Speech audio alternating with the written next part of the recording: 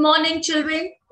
This lesson is for class 6 for the subject of biology, chapter 2, the flower. From your textbook, Concise Biology, Selena Publications. It is being submitted to you on 24th of May 2021.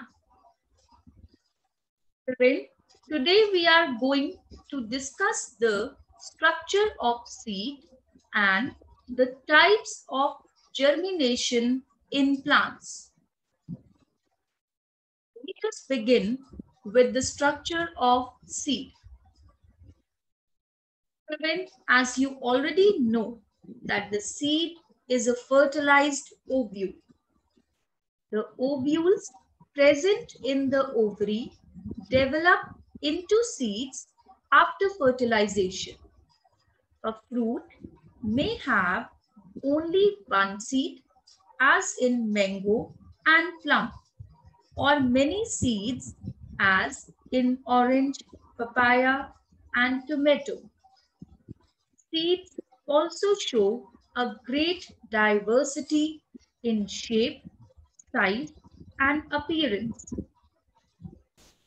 Structure of seed.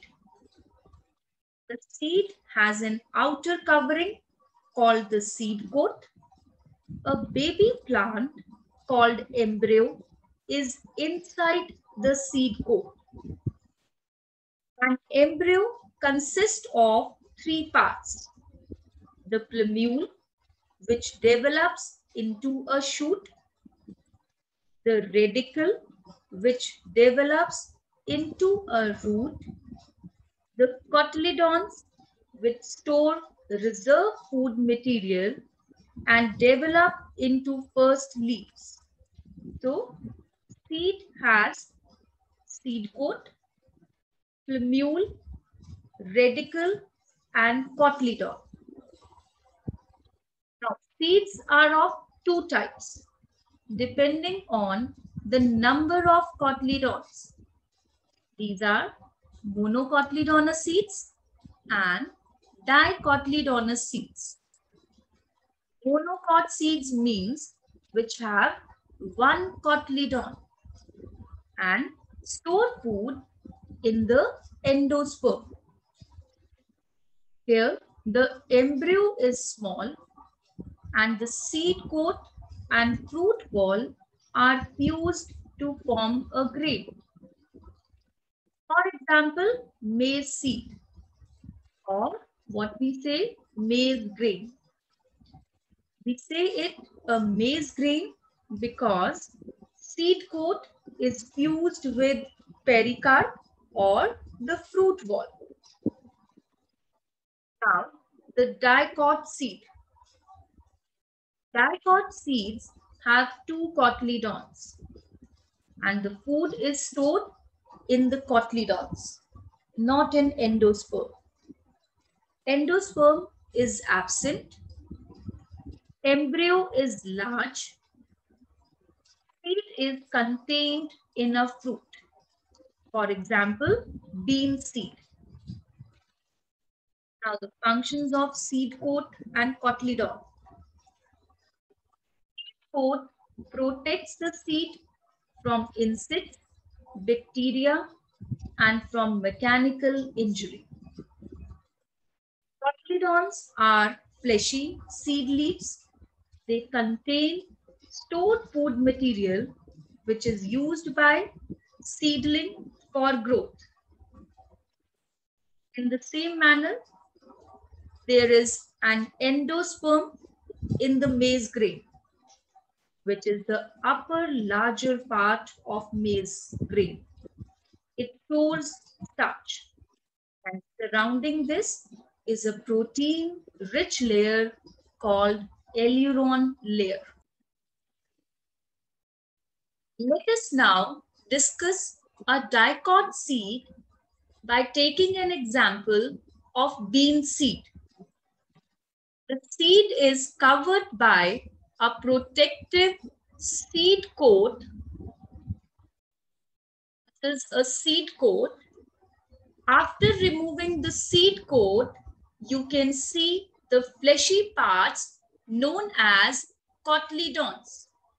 And in between the cotyledon is located a delicate embryo which consists of radicle and a plumule. Radicle, plumule. Radicle develops into a root, whereas plumule develops into a shoot. Now the seed coat protects the seed from insects, bacteria, and also from mechanical injury.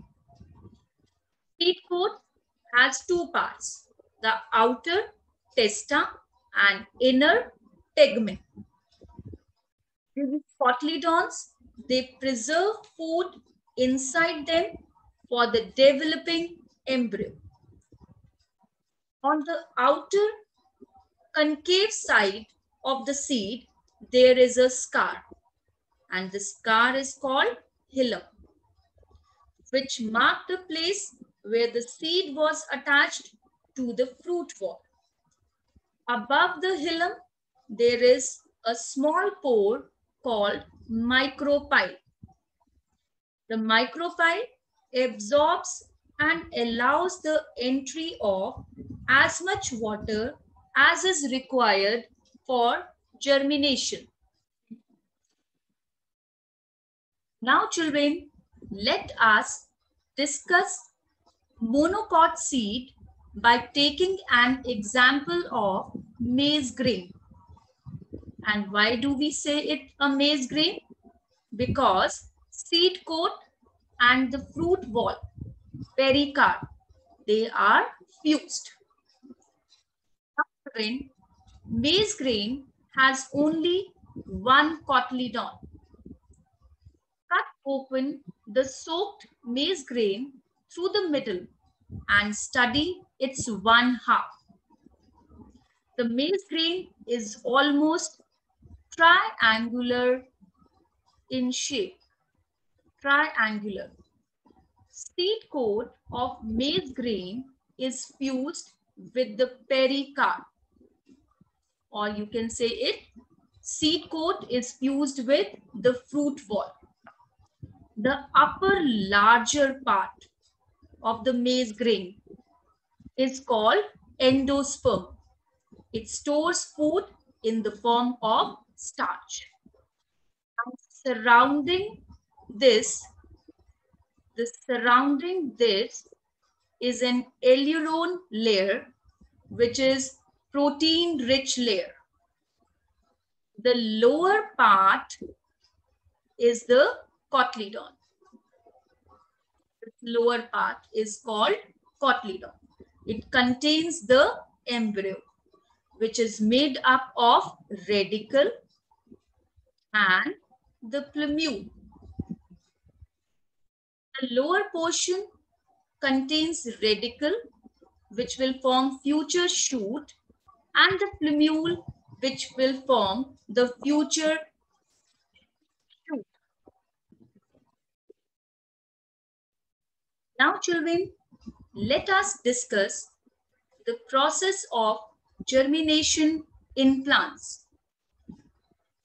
Process by which the embryo in the seed becomes active in the presence of water, air, and suitable temperature and grows into a young plant is called germination.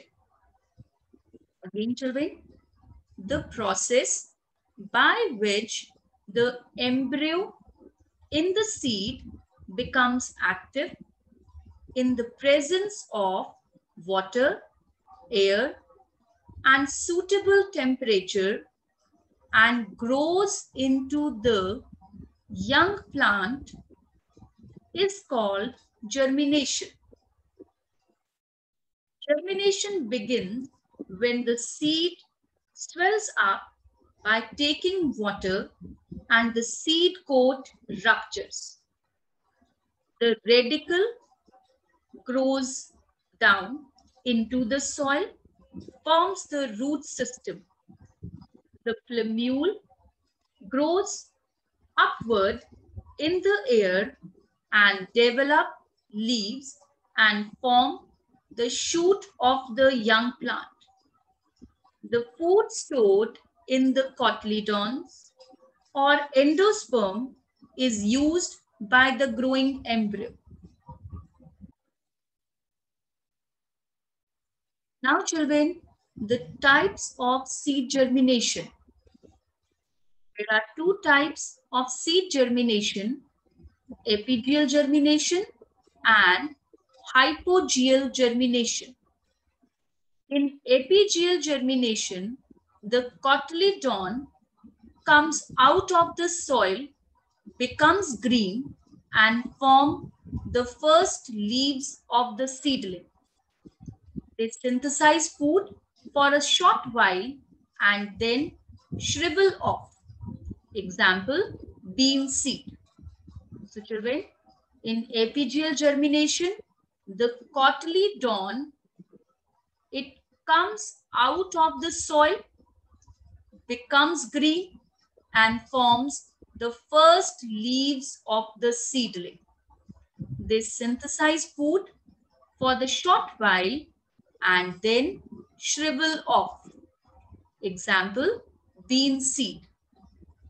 Whereas in hypogeal germination, the cotyledon remain under the soil and do not form the leaves. The first leaves develop from the plumule itself. So here, the cotyledons, they remain under the soil, so they do not form the leaves. And the first leaves, they develop from the plumule part only. Example, maize and pea. Now children, what are the conditions necessary for germination? The mature seed germinate only on receiving suitable conditions of moisture, air and warmth. Now water softens the seed coat and makes it burst open for the radicle and plumule to come out. Water activates the embryo to grow. Water dissolves stored food and makes the enzymes to work upon the food so that it is easily available for the growing embryo. So water, first, it will break the seed coat. Second, it will activate the embryo to grow, and it also dissolves the stored food and makes it available to the growing embryo. Next condition required is air containing oxygen. During seed germination, energy is needed for growth and cell division. The energy is released by the oxidation of food, which in turn needs oxygen. And the third condition, a suitable temperature. A suitable temperature is necessary for all chemical activities assisted by enzymes. Enzymes are inactive at low temperatures and get destroyed at higher temperatures. So they act best at the temperature between 35 degrees Celsius to 40 degrees Celsius. Now children, a simple experiment can be performed to show that water and air are necessary for germination. For that, take 3 mature dried bean seeds and tie them on a glass slide at 3 positions, A, B, and C. Place this slide in beaker containing water in such a way that the lower seed is completely submerged in water, middle seed is partially inside the water, and top seed is kept above the water level. Keep the setup in warm place for few days. Now, what will be the observations and conclusions? Seed A fails to germinate because it did not get water. Seed B germinates normally because it received both water and oxygen. Also, as the setup was kept at warm and bright place, therefore, favorable temperature was also available. Whereas seed C did not germinate because it received water but not enough oxygen.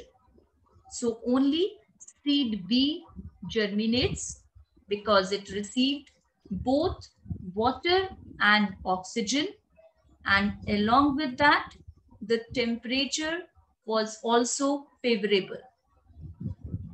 That is all for today, children. Thank you.